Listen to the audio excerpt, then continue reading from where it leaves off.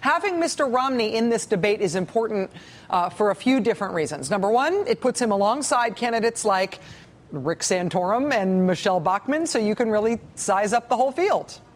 These guys are all really running. This is what the debates are going to look like for the next year. Holy mackerel, what did we do to deserve this? This is going to be a great year, right? But also, the debate is in New Hampshire. Mitt Romney's presidential ambitions pretty much depend on him cleaning up in New Hampshire this year. He's not participating in the Iowa straw poll this year, which, despite its quaint-sounding name, is actually a huge deal in Iowa presidential politics. Mr. Romney did the last time he ran. He invested a lot in that straw poll. It basically earned him nothing. So this year he is skipping that. He is focusing all of his Mitt energy on New Hampshire instead. He has spent so much time in New Hampshire since the last time he ran, you could be forgiven for thinking that is where he's from. Technically, Mitt Romney is from Michigan. That's where he was born. He lived in Utah.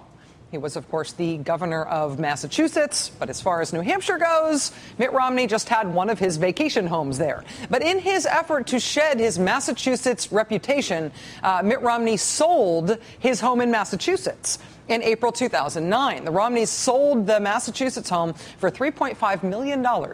And then they registered to vote from their son's basement elsewhere in Massachusetts. Yeah, the following January 2010, Mitt Romney voted in Massachusetts using his son's basement address. That was in the Scott Brown for Senate race.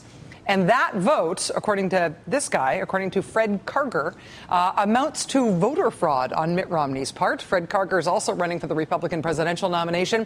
He filed a complaint today with Massachusetts state election officials, alleging that after Mitt Romney sold his house in Massachusetts because he didn't want people to think of him as being from Massachusetts, he never lived in the state again. But he voted there anyway. As Mother Jones put it today, Fred Karger, quote, found it dubious that a guy worth $500 million would really be living in his son's basement. Karger spent some time interviewing Belmont, Massachusetts residents, including members of the Romneys' local Mormon temple, where they had been regulars, and asked people when they had last seen the former Massachusetts governor or his wife around town. The local fishmonger told Mr. Karger, quote, they flew the coop. They moved to California. I haven't seen Mrs. Romney in over 2 years, and she used to come in here all the time. Likewise, churchgoers used to worshiping with the Romneys told Mr. Karger they also had not seen the Romneys in a couple of years.